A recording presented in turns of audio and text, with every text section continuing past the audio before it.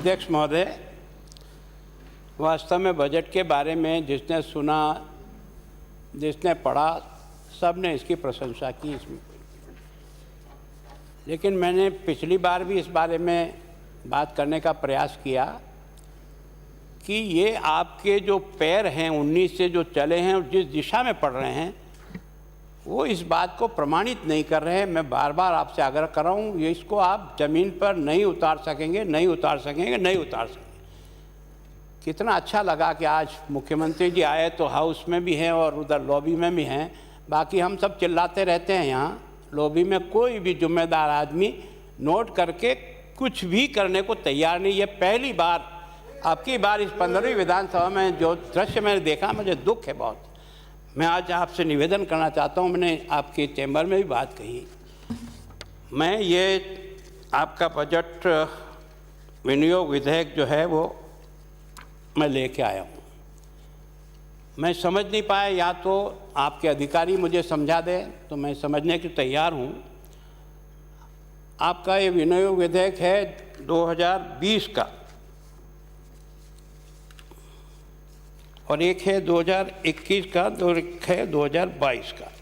ये तीनों हैं मेरे सामने। ये 20 का है जो हमको उस समय जब आपने बजट पढ़ा था, उस समय आपने उसमें पढ़ा था कि 2,25,764 करोड़ की प्लान है। और ये जो विनियोग विधेयक उस समय जो रखा आपने, उस विनियोग विधेयक में आपने इसको बढ़ा करके 2,32,000 करोड़ बना दिया। अभी 8,000 करोड़ रुपया किस बात का बढ़ा, कहाँ बढ़ा, कैसे बढ़ा, हमारी समझ से परे है। ऐसा कैसे ही आपने 21 का जो विनियोग विधेयक 2 जो रखा है, उसमें भी आपने जो बजट पेश किया वो तो आपने 2,50,000 करोड़ का किया। और विनियोग विधेयक जो आपने रखा है, इसमें आपने लिखा है कि 2,58,000 करोड़। ये 8,000 करोड़ रुपया इसमें कहीं हमें मिल नहीं रहा फिगर में। अगर आपको समझ में आए और कोई बताना चाहे तो बता दे। आज भी ये जो आपका राजस्थान विनियोग विधेयक संख्या 2 विधेयक 2022, जो आपने ये जो हमको बजट की किताब दी, इस बजट की किताब के 119 पेज पर,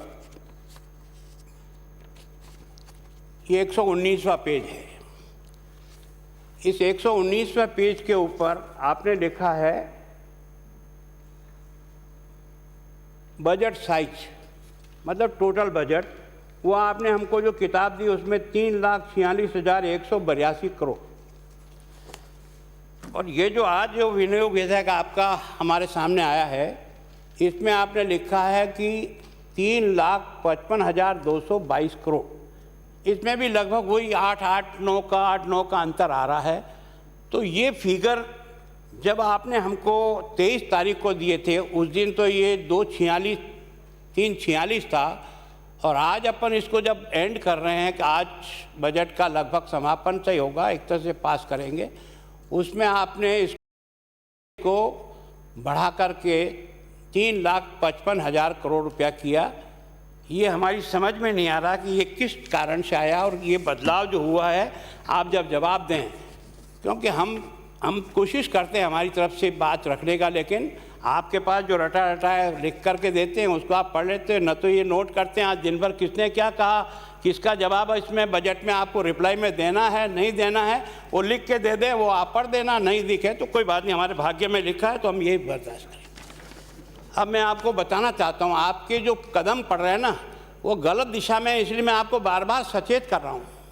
मेरी कोई किसी बजट से, बजट तो राजस्थान की जनता का बहबूदी का रास्ता है और राजस्थान की करोड़ों जनता आपको और मुझे ये जो खजाना सुपुर्द करते हैं ना, ये केवल एक मुनीम के तरफ से ट्रस्टी के रूप में देते हैं। आप उसके मालिक नहीं हो। मालिक तो राजस्थान की वो गरीब जनता जो टैक्स के पैसे से खजाने को भरकर चाबी आपके हाथ में देती है, और लोकतंत्र के तकाजे में क्योंकि आपका बहुमत है इसलिए चाबी आपके हाथ में देते हैं। इसका मतलब ये नहीं है कि उस पैसे का ठीक प्रकार से उपयोग नहीं हो। मैं आपको उस दिन, मैं आज भी आप चाहता हूँ, आपने देखा होगा कि ये जो हमारा राजस्व प्राप्तियाँ जो आप बजट जब एस्टिमेट करते हैं, आपके विद्वान साथी बैठ करके कैसे बजट का एस्टिमेट करते हैं, कैसे आरी में जाते हैं और एक्चुअल में आते हुए कहाँ चले जाते हैं, इतना बड़ा अंतर अगर रहता इन तीनों में, इसका मतलब या तो बजट बनाने की मेहनत नहीं हुई, या चाहे जिस प्रकार से आंकड़ों को फिटिंग करने का प्रयास किया। मुझसे कोई भी माननीय सदस्य अगर इस विषय पे सहमत नहीं हो तो कोई चिंता नहीं, मैं मेरी तरफ से मेरा प्रयत्न कर रहा हूँ, बाकी तो आपको जो करना है।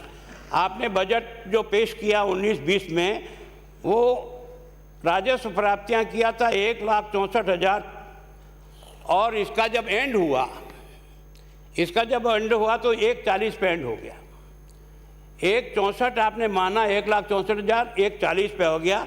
ये जो 23,000 करोड़ रुपए का अंतर है ना, बी में और एक्चुअल में जब आया तो आपके कदम दिखा रहा है कि आप लोगों को थपथपी करने के लिए और मेज थपथपाने के लिए इन आंकड़ों का जाल बनाने का प्रयास करते हो। ऐसा आपका आंकड़ा ये जो हर साल का बजट बता रहा है। फिर आप आइए 20-21 में आपने रेवेन्यू रिसीप्ट बताया 1,73,404 करोड़ रुपया और आपका एक्चुअल कितना आया 1,34,000 रेवेन्यू।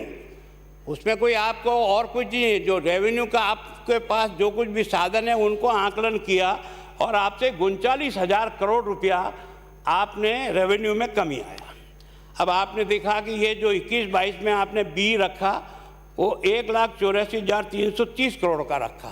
अभी जो आपने आरी बनाई है उस आरी में आप इसको 1,89 ले गए और एक्चुअल में मैंने जो 31 दिसंबर के आपके अब तक का जो रेवेन्यू रिसिप्ट हुआ है उसको मैंने उस दिन भी बताया था। अध्यक्ष महोदय, मैं फिर आपसे विनम्र प्रार्थना करना चाहता हूं कि हम ये बजट बनाते समय, आरी में जाते समय और एक्चुअल में जाते समय इतना बड़ा अगर अंतर आता है तो इसका मतलब बजट बनाने में कहीं न कहीं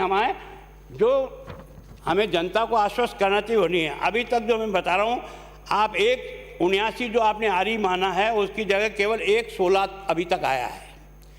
अभी लास्ट में कितना आ गया आपके विद्वान साथियों के पास हो तो एक स्लिप आपको पास पहुंचा दे कि अपन मार्च के लगभग 31 मार्च को ये साल भी एंड हो जाएगा। कम से कम इनके पास फरवरी तक के तो आंकड़े आ गए होंगे कितना रिसीव हुआ, कृपा करके वो बता दो, समझ में आया।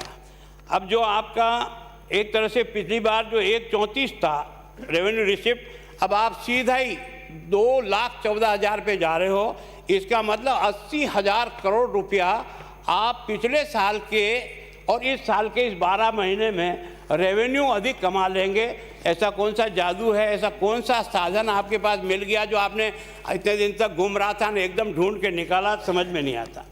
अब राजस्व घाटा है ना, हम लोगों को यहाँ थपथपी कराने के लिए आप राजस्व घाटा जब घोषित करते हो तो आपने 19-20 में राजस्व घाटा जो हमको बजट के समय जो किताब हमें पकड़ाई थी उसमें आपने 27,000 करोड़ की समझी थी और साल का जब अंत हुआ था तो राजस्व घाटा पहुंच गया 36,300 करोड़ रुपया, है ना। 27,000 आपने अनुमान किया, बजट का जब एग्जैक्ट आया तो 36,000 हो गया, है ना। इसी तरह से आपने 20-21 में हमको जो राजस्व घाटा मतलब रेवेन्यू रिसिप्ट और रेवेन्यू इन्वेस्टमेंट, इन दोनों का अंतर राजस्व घाटा है, वो आपने बताया था कितना 12,345। हमने थपथपाई, बहुत अच्छा प्रशासन का काम हुआ। अब की बार रेवेन्यू रिसिप्ट जो सामान्यतः होनी नहीं चाहिए, बजट ये चाहता है कि रेवेन्यू में कम से कम किसी प्रकार का घाटा ना हो, वो सबसे बढ़िया बजट होता है, लेकिन कोई बात नहीं, होता है हर समय।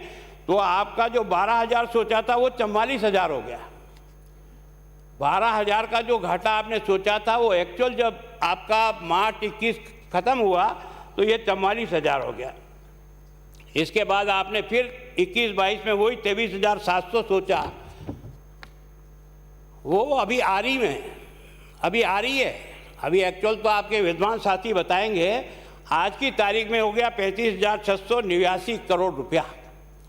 मतलब आप, और इसी तरह से आप हमको मेजे थपथपा रहे हो कि राजस्व घाटा इस बार 23,000 करोड़ होगा। मैं आज कह रहा हूँ आपको, ये 50,000 करोड़ रुपए से अधिक जाएगा। ये केवल आंकड़ों का माया जाल बनाकर तालियां पिटवा सकते हो, लेकिन जमीन के ऊपर विकास नहीं जाएगा। वो भाटा जरूर आपको याद करेगा कि मुझे यहाँ लगा के गए हो, पूजन करके गए हो, मैं अभी तक यहाँ जंगल में बैठा बैठा रो रहा हूँ। ये स्थिति पिछले कई वर्षों से जो होती चली आ रही है उसके बारे में निवेदन कर रहा हूँ। इसी तरह से आपने देखा होगा पूंजीगत प्राप्तियाँ है ना, पूंजीगत प्राप्तियाँ ये तो सारा कर्जे से ही और सरकार इधर से लेकर के एडजस्ट करती है, उसमें भी बहुत बड़ा अंतर है। आपने सोचा था 19 में 69,000 करोड़, आपको पैसा लेकर के इसको 73,000 करोड़ 4,000 का अतिरिक्त कर्जा लेकर के आपको अपनी योजनाओं को बैठाने का काम करना पड़ा। इसी तरह से आपने 52 सोचा पिछले साल, 52,000 करोड़ रुपया का हम जो है ना पूंजीगत प्राप्तियां समझते हैं, 52 की जगह 1 लाख करोड़। इसका मतलब लगभग 48,000 करोड़ रुपया कर्जा लेकर के आपने अपनी रेवेन्यू रिसिप्ट और वो जो घटी थी ना उसको एडजस्ट करने के लिए लिया, उसके बाद भी आपका घाटा बढ़ा। इसी तरह से आप अब की बार कमाल कर रहे हो। आपने जो है ना बी में आया 66,000 करोड़ और अभी बी की जगह जब आरी आई है इस 21-22 की, आरी कितनी गई है? आरी गई 1,29,000 करोड़ है ना। आपने सोचा था 66,000 करोड़, उसकी जगह आपकी आरी अभी बनी है 1,29,000 करोड़, 93,000, एकदम बड़ा है।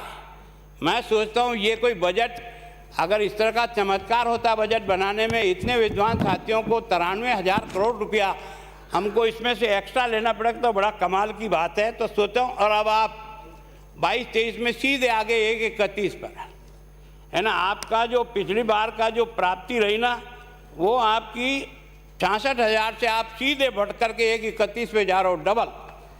और इसमें भी आपका पूंजीगत व्यय जो विकास को दिखाता है, पूंजीगत व्यय का मतलब विकास पे किया हुआ खर्च।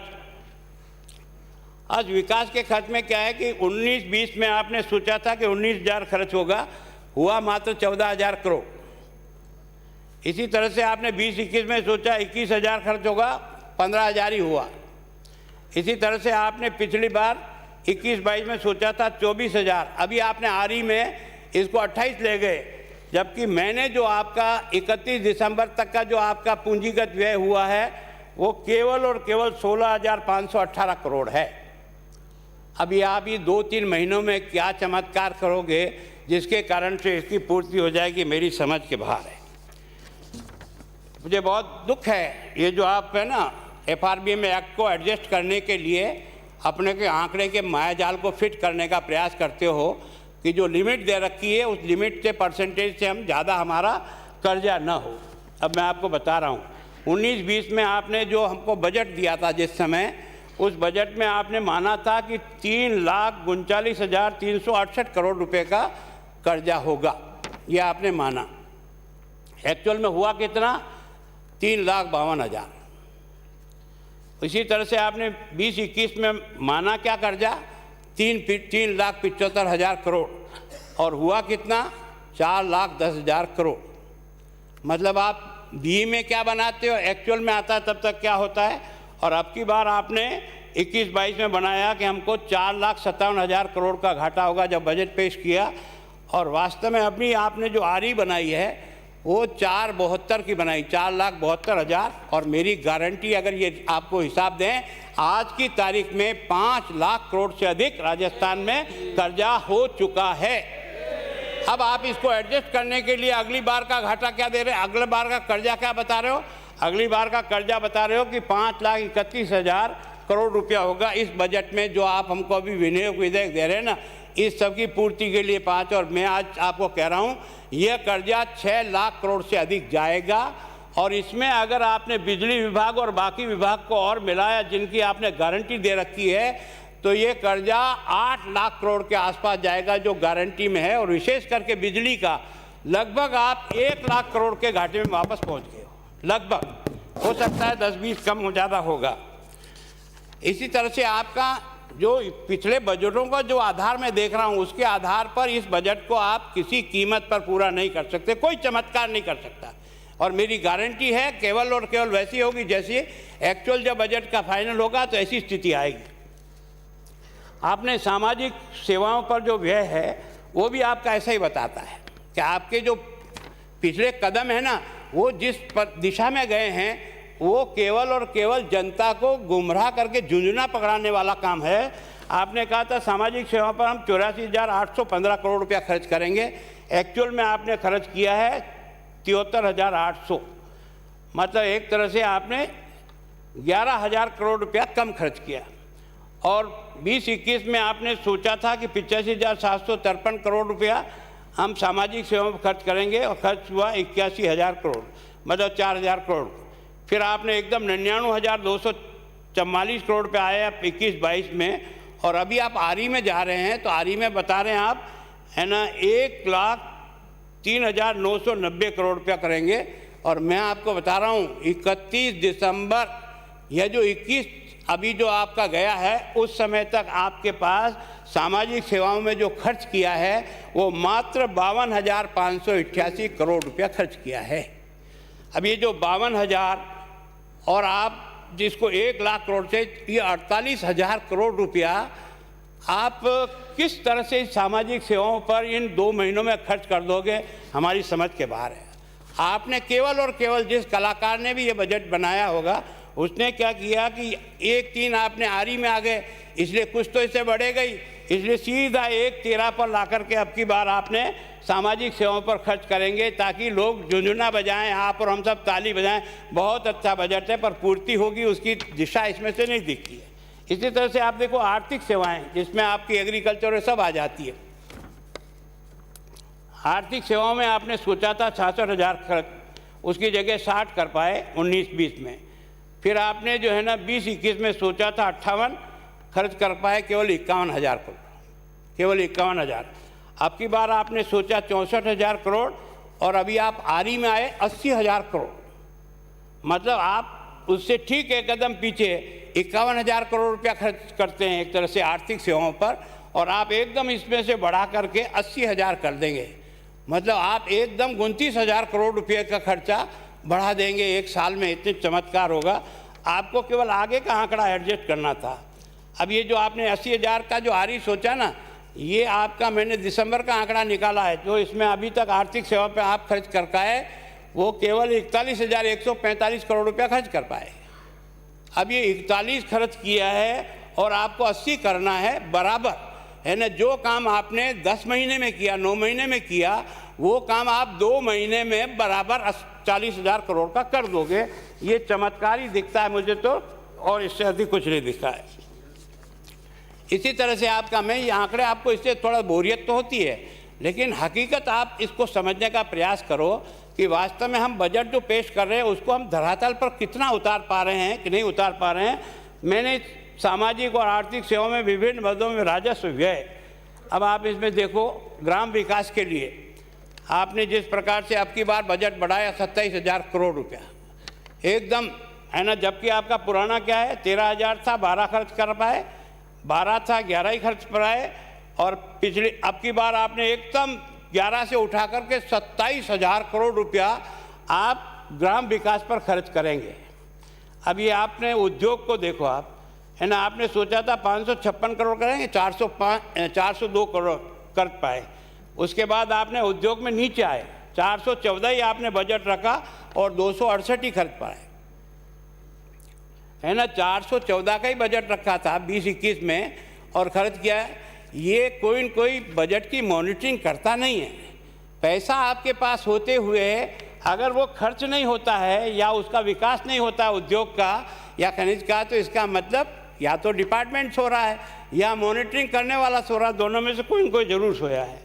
इसी तरह से आपने देखा होगा कि ये जो 21-22 में जो अभी आपने, वो उसमें 744 करोड़ रुपया 774 खर्च करने का सोचा, और अभी जो आपका आरी है, आप भी की आरी है, वो आपकी आरी ही 473 बता रही है ना। 774 तो आप बजट में लाते हो, और जब आरी आती है तो इसमें आपको 473 करोड़ हो जाती है, मतलब उद्योग और खनिज घट जाएगा विकास की दृष्टि से। और अब की बार आपने इसीलिए इसको 487, इसका मतलब बाकी समय बढ़ा, उद्योग और खनिज में आपने इसको घटाया। इसके पीछे कोई राज हो तो समझा देना। वैसे ही बाकी परिवहन के और सभी आर्थिक सेवाओं के बारे में भी है। मैं सोचता हूँ मैंने हर चीज़ को इसमें लेने का प्रयास किया। वास्तव में जिस प्रकार के अब ये जो आपका पूंजीगत व्यय है ना, ये सीधा सीधा विकास करता है, इससे डेवलपमेंट इसी से होता है। इस डेवलपमेंट में आपने ग्राम विकास पर है ना, आपने 450 करोड़ का सोचा था, 21-22 का सब नहीं पढ़ रहा हूँ, और आपका अभी आपने आरी में आए तो इसको 450 को बढ़ाकर सीधा ही 1000 करोड़ कर दिया। यानी क्या तो बजट बनाया, बी क्या बनाया, फिर आरी में आप इतने जस्ट डबल कैसे हो गए। और इसको एडजस्ट करने के लिए, क्योंकि आगे को 22-23 का बजट बनाना है, इसलिए इसको 1000 करोड़ किया है। ये लगभग आपके सारे आंकड़े इसी प्रकार से, इसके पुराने जितने भी आंकड़े हैं सब में जो आपने सोचा उससे माइनस कम खर्चा आपने किया। तो इसमें आप कैसे बढ़ा करके इस तरह से प्लस प्लस प्लस करेंगे, मैं तो समझ के बाहर है। ऊर्जा में भी आप दो ज़्यादा करेंगे, हर एक में ज़्यादा बताया है। अध्यक्ष महोदय, मैं एक थोड़ा सा आपके पास आंकड़ा रखना चाहता हूँ कि वास्तव में हम किस तरह से बजट बनाते हैं और किस तरह से, केवल मैं थोड़ा सा आपको नमूना देना चाहता हूँ। ये जो 21-22 का बजट है, इसमें राजस्व प्राप्ति इन्होंने 184 जो सोची थी, अभी तक जो इन्होंने आरी में 189 की है, अभी तक 31 जनवरी तक के आंकड़े मुझे मिल गए। अभी तक आपके पास 1,32,000 रुपया कुल आया है, 1,32,000 कुल आया है। 184 आपने सोचा। इसी तरह से आपने कर राजस्व में आपने सोचा था कि हमको 1,30,000 करोड़ मिलेगा, केवल 92,000 मिला, 71% बजट हुआ। अकर राजस्व में आपने सोचा था कि हमको 17,698 करोड़, केवल 12,000 करोड़ रुपया मिला। इसका मतलब आपने सोचा था कि 2,33,158 हमको मिलेगा प्राप्तियाँ, राजस्व और पूंजीगत दोनों मिला करके, उसमें से केवल 170 आपके पास आई है ना। और पिछली बार तो इससे भी कम था। तो एक तरह से सभी में आपका यही है। पूंजीगत में भी इसी प्रकार से आपने सोचा था 27,000 मिलेगा हमको, 21-22 में मिला 18,000। ये 31 जनवरी तक आंकड़ा बता रहा हूँ मैं आपको, है ना। 27 से मतलब 1000 की जगह 18,000 का मतलब 9,000 करोड़ रुपया आप केवल और केवल 2 महीने में अर्न कर दोगे, पूंजीगत व्यय में खर्च कर लोगे। समझ में परे है भैया। इसी तरह से सामाजिक में सभी में इसी प्रकार का आपका ये सारा आंकड़ा जो है ना, ये बताता है कि आप इस प्रकार से। अब आप इसमें जो है ना, सकल घरेलू उत्पाद की तुलना में राज्य का राजकोषीय घाटा, मतलब दोनों ही है ना, रेवेन्यू का भी और पूंजीगत जो घाटा है, वो घाटे की स्थिति आप थोड़ा सा आंकड़ों तो देखने का प्रयास करें। आपने 19-20 में सोचा था कि हमको जो टोटल जीडीपी होगी राजस्थान की, वो 10 लाख करोड़ होगी, और वास्तव में जब आपका एक्चुअल आया तो ये एक तरह से 9,98,000 करोड़ हुई, जीडीपी कम हुई। उस समय आपने आंकड़ा एडजस्ट करने के लिए जो कर्जा है आपका, वो 3,26,000 करोड़ रुपया माना आपने, नहीं सॉरी, 32,678 करोड़ रुपया माना था, क्योंकि ये 3.2 पे रखना था। लेकिन ये जाकर के जब आपका जीडीपी घटा और इधर से आपका जो है वो जो आपको राजकोषीय घाटा है वो 37,000 करोड़ हो गया, तो 3.8 हो गया। मतलब वहाँ एडजस्ट करने के लिए 3.2, फिर जब आप एक्चुअल में आए तो 3.8 हो गया। इसी तरह से आप 20-21 की भी देखो आप, उसमें आपने माना था कि हमारी जीडीपी होगी 11 लाख और आपका जो कर्जा होगा वो 33,922, मतलब 3% होगा। अब एक्चुअल में हुआ क्या है, जब इसको एक्चुअल आया तो ये जीडीपी घटा, 11 लाख की जगह 10 लाख हो गया, और उधर आपका जो कर्जा था, जो आपने 33,000 सोचा था, वो 59,000 हो गया। इसका मतलब आपका एफआरबी में एक्ट के तहत 5.9 पे जाकर के आपका ये कर्जा बैठा है। आप इस आंकड़े को जोड़ने के लिए कि दुनिया न जाने कि हम एफआरबी में एक्ट के बाहर निकल गए, इसलिए आंकड़े मिलाने की जो पैंतरेबाजी है ना, ये राजस्थान की जनता का भला नहीं करेगा। आपको और मेरी ताली बजाने में तो भला हो सकता है। इसी तरह से आपने देखा होगा 21-22 का, 21-22 में जब आपने इसमें 11 लाख का माना था आपने हमारा जीडीपी, और 47,000 का करोड़ कर्जा माना, ये 4% माना था आपने कि एफआरबी में एक्ट के तहत ठीक है। लेकिन जब इसकी आरी बनाई तो आपने जीडीपी घटा 200 करोड़ रुपया, और उधर जो है ना कर्जा हो गया 62,000 15 करोड़ मतलब 5.2, मतलब वहाँ 4.1 दिखाया, यहाँ आप FRBM एक्ट से ऊपर चले गए, 5.2 हो गए। और अब की बार आपने फिर कलाकारी की है कि अब की बार हमको 13 लाख जितने करोड़ की होगी, है ना, हमारी GDP इतनी होगी। हमें समझ में नहीं आया कि जो पिछली GDP आपकी है एक्चुअल वो 10 लाख की है, 10 लाख से GDP राजस्थान की 13 लाख पे पहुंच जाएगी।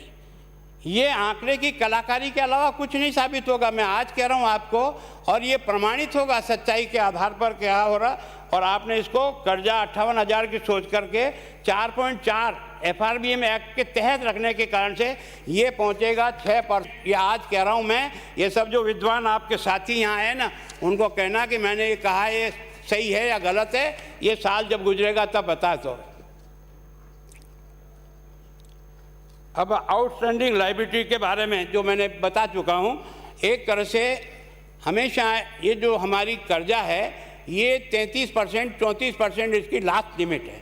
34% से अधिक कर्जा अगर होता है हमारी GDP का, तो इसका मतलब हम दिवालिया की ओर जा रहे हैं। आपका हालत यही है। 19-20 में आपने जो एक्चुअल आया है वो 35.31% आया है एक्चुअल, और इसी तरह से आप 21-22 का जो एक्चुअल आया है वो 42.7% आया कर्जा, 42.7, जबकि लिमिट आपकी 34% है।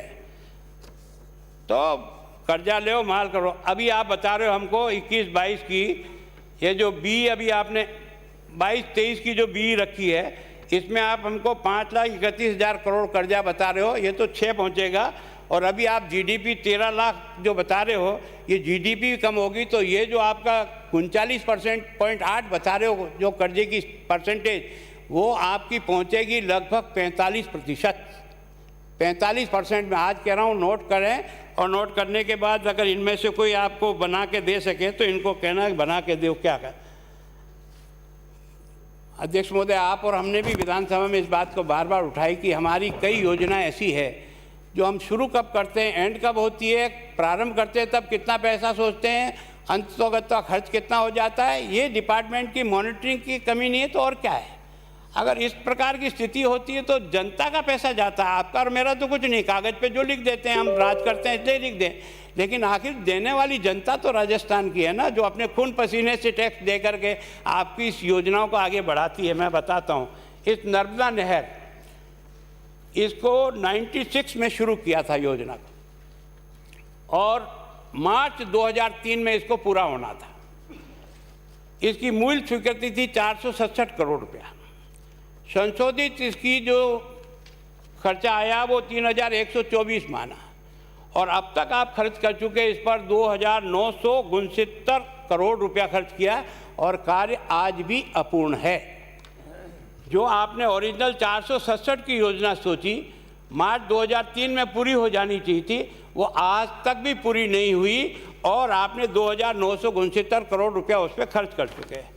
इसी तरह से ये लासी मध्यम सिंचाई परियोजना, ये मई 2007 में इसको ली थी और 13 में इसको पूरा होना था। 44 करोड़ की योजना थी, संशोधित 204 हो गई, और आपका वास्तविक व्यय इसके पास 215 हो चुका, और अतिरिक्त व्यय के बावजूद अपूर्ण है। इतना पैसा खर्च होने के बाद भी योजना अपूर्ण है। इसका मतलब विभाग के अधिकारी या तो चिंता करते नहीं, ठीक प्रकार से मॉनिटरिंग करते नहीं। डिपार्टमेंट और आपका मेरा काम ये है कि जनता के द्वारा दिए हुए धन को सही ढंग से खर्च कर रहा है कि नहीं कर रहा, उसकी देखभाल करना है। ये जो राजगढ़ मध्यम परियोजना, ये आपकी जून 2012 में प्रारंभ हुई, 15 में इसको पूरा होना था। 192 करोड़ की थी, 386 करोड़ का आपने रिवाइज किया, 429 करोड़ रुपया खर्च हो गया। अतिरिक्त व्यय के बाद भी यह आज योजना अपूर्ण है। भैंसा सिंह ये आपकी सिरोही की है, लघु सिंचाई योजना, अक्टूबर 78, कब 78 होनी थी, 81, खर्चा क्या था 50 लाख, केवल 50 लाख। आपने संशोधित बजट किया 18 करोड़, और वास्तविक व्यय हो गया है 15 करोड़, और ये आज भी अपूर्ण है। और ये पीएचडी को ट्रांसफ़र करके डिपार्टमेंट ने अपना पल्ला झाड़ दिया। ये जो पिपलाद माध्यम योजना अगस्त 6 में पूरी होनी थी, नहीं शुरू हुई, 11 में पूरी होनी थी, 33 करोड़ की थी, 91 का आया, 76 करोड़ रुपया खर्च हो गया, 7 साल के विलम्ब के बाद भी पूर्ण नहीं हुई। तो ये जो डिपार्टमेंट का जो वर्किंग है, इस वर्किंग के ऊपर निगाह डालने की कोशिश करो, जनता के द्वारा दिया हुआ पैसा। अब ये जो अपन कर्जा लेते हैं ना, ये कर्जा आप किस तरह से ले रहे हो, ये आपको इसके ऊपर ध्यान देनी। बाजार से जो उधार ले रहे हैं हम, उस पर ब्याज ज़्यादा लगता है, बाकी जगह से हम लेते हैं पैसा, उस पर हमारा ब्याज कम लगता है।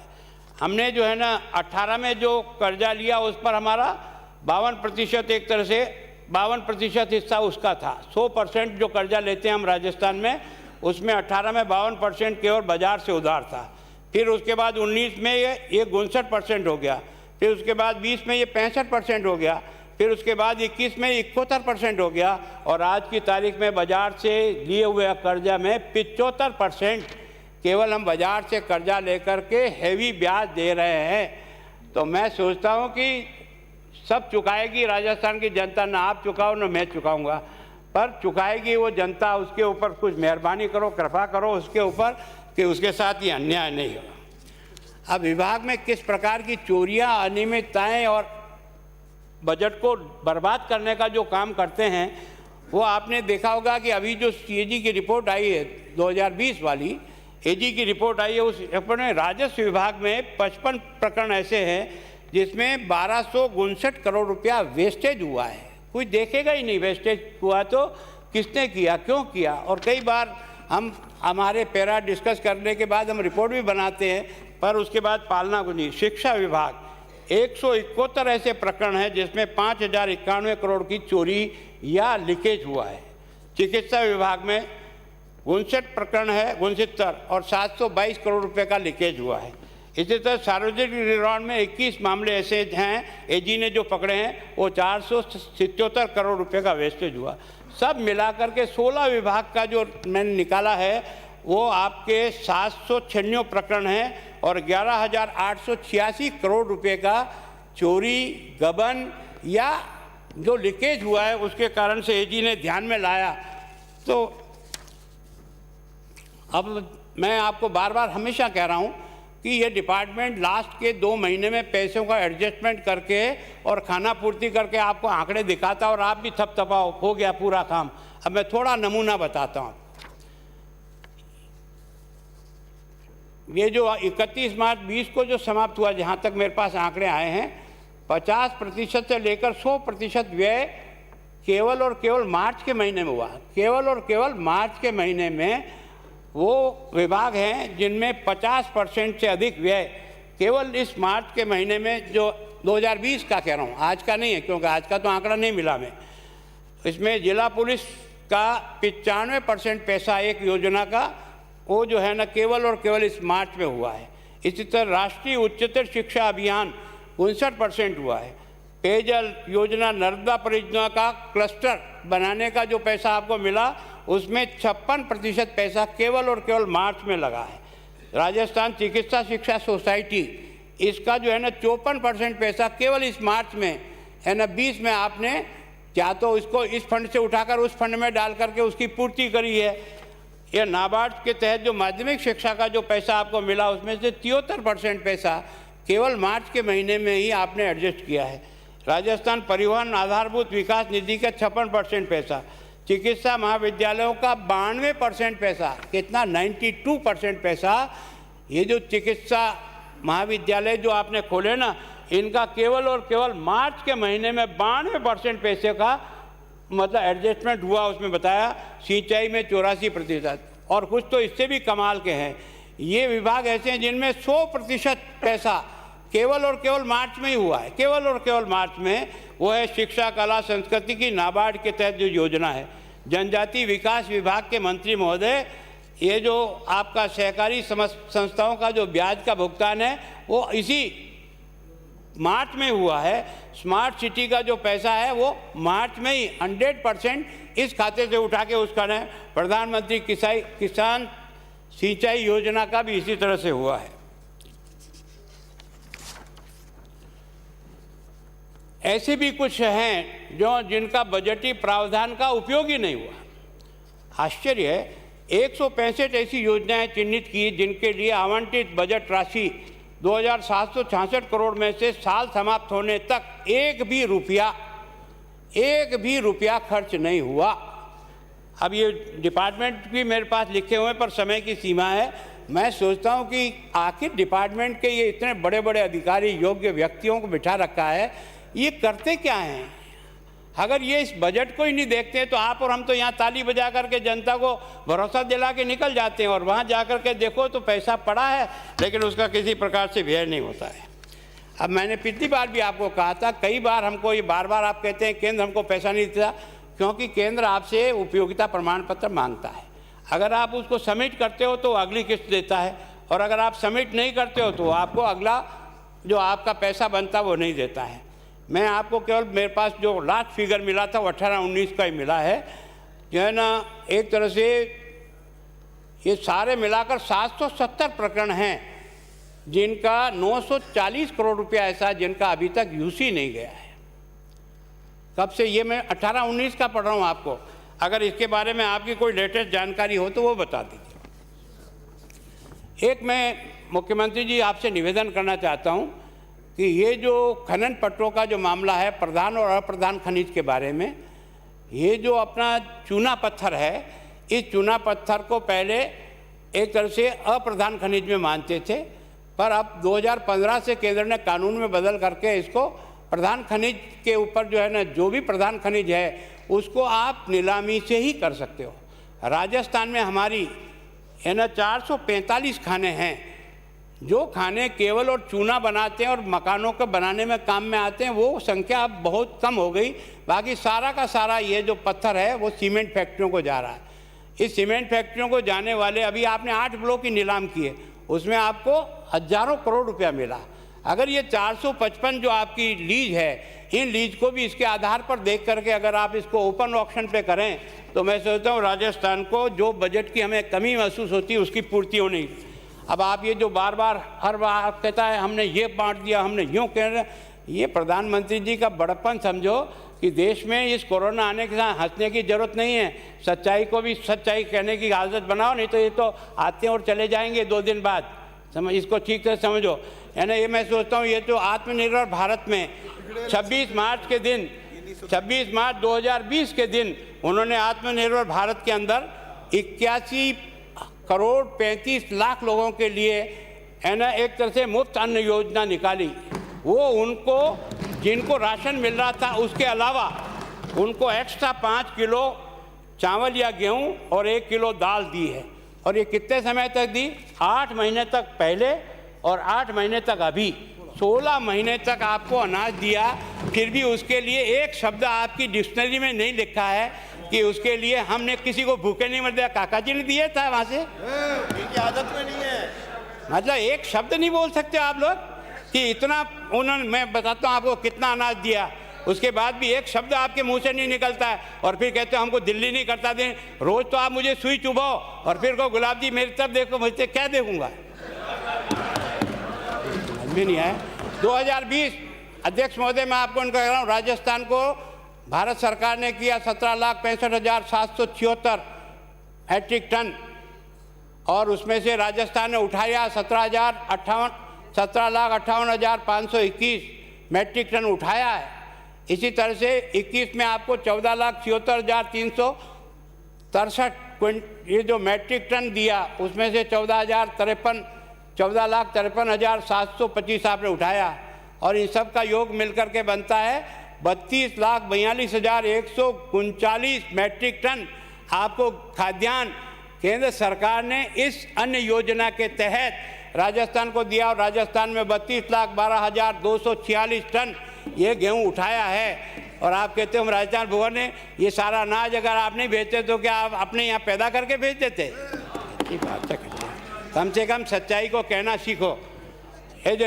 ये मैंने पहले भी कहा आपको कि कोई इस डिपार्टमेंट को देखने का प्रयास नहीं करता है कि पैसे को यहाँ से हटा करके यहाँ पीडी खाते में डाल देते हैं। डिपार्टमेंट को लगता है मेरे पैसे का यूज हो गया, और आपका अकाउंट बता देता है कि शिक्षा विभाग में इतना पैसा था, इतना यूज हो गया। लेकिन ये जो पीडी खातों में ट्रांसफ़र होता है लास्ट के समय में, उनकी हालत देखो। 31 मार्च 21 को कुल 1928 पीडी खाते थे, बाद में 77 और बढ़े, और 49 को आपने 5 साल के अधिक समय हो गया, इसलिए वो ख़त्म हो जाते हैं, उनको निकल जाते हैं। इस सारे में मिला करके इस पीडी खाते में 37,714 करोड़ रुपया जमा है, 37,714 करोड़ रुपया। और उसमें से आपने ये जो 26,970% जो है ना, ये तो संचित निधि से, जो हमारी संचित निधि है उसमें से आपने पीडी खाते में डाला है। और आज की तारीख में भी राजस्थान में 14,383 करोड़ रुपया पीडी खाते में पड़ा है। ये एक तरह से जब पैसा बच जाता है और खर्च नहीं कर पाते हैं तो ये एक सुरक्षित खाता बन गया, जिसके अंदर ट्रांसफ़र करके आप अपने बजट की ये बता देते हो कि हमने इसमें जो है ये पूर्ति कर दी।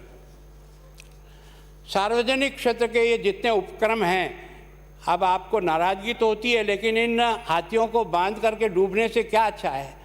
समय रहते इसका ठीक उपयोग करो या इसको राइट ऑफ करने का प्रयास करो। कब तक राजस्थान की जनता इस तरह से पैसे देती रहेगी। मैं आपको 46 सार्वजनिक उपक्रम में से है ना आपको बताता हूँ, जिनके ऊपर कर्जा घाटा 95,591 करोड़ रुपए का आज की तारीख में वो घाटे में है। इसमें अपन रोडवेज भी डिस्कस करते हैं, बाकी डिपार्टमेंट डिस्कस करते हैं। आप चाहें तो ये सारे डिपार्टमेंट भी मेरे पास लिखे हुए हैं कि जिन डिपार्टमेंट में इस प्रकार से जो है ना घाटा हुआ। अब आपको एक जैसे बजाओ ताली, आप सब लोगों ने कहा बजाओ ताली, मैं आपको कह रहा हूँ, अब ये जो आदेश है ना, ये आपकी ताली को बजा रहा है। वहाँ आपके कहने से नहीं बजाएंगे, बैठ जाओ। ज़्यादा होशियार बनने की कोशिश मत करो, थोड़ा सा जनता से चिढ़ाओ तब जाके पता लगेगा। इतनी हैंकड़ी करने की जरूरत नहीं है, कम से कम नहीं। कभी कभी क्या है कि उनको लगता है ना समय के पहले जो ऊँच जाते हैं तो पैर जमीन से छूट जाते हैं। समय बताएगा दोस्तों, समय। रगड़ाई नहीं हुई, रगड़ाई नहीं हुई।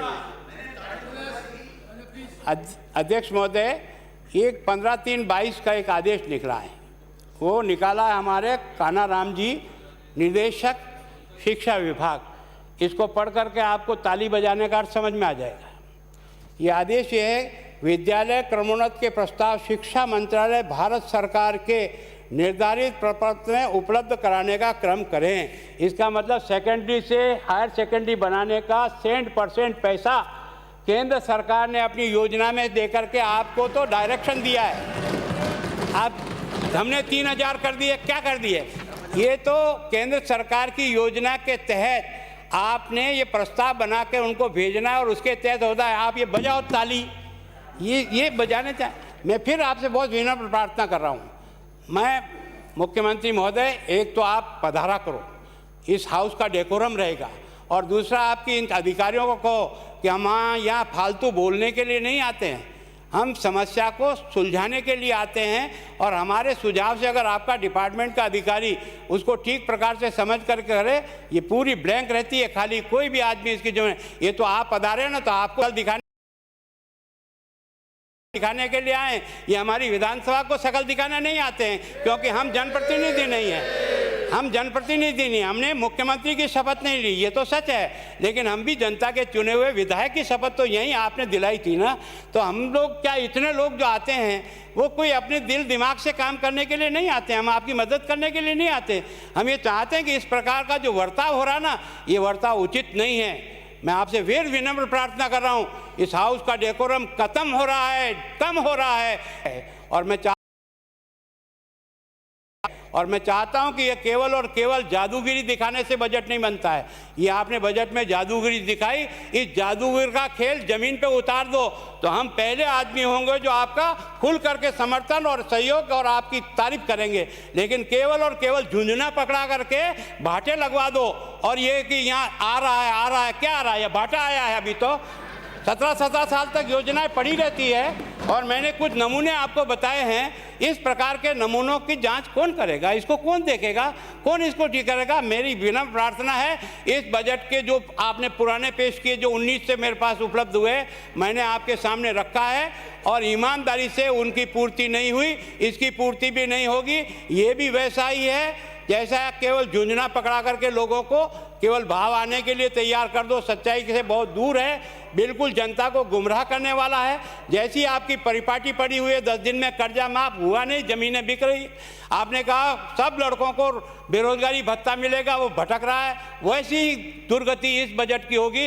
ये मैं आज आपके सामने इस सदन में कह रहा हूँ, रिकॉर्ड पर नोट करा रहा हूँ। इसका परिणाम वो पहाड़ निकली चूहिया जैसा निकलेगा इसमें से। धन्यवाद। अध्यक्ष महोदय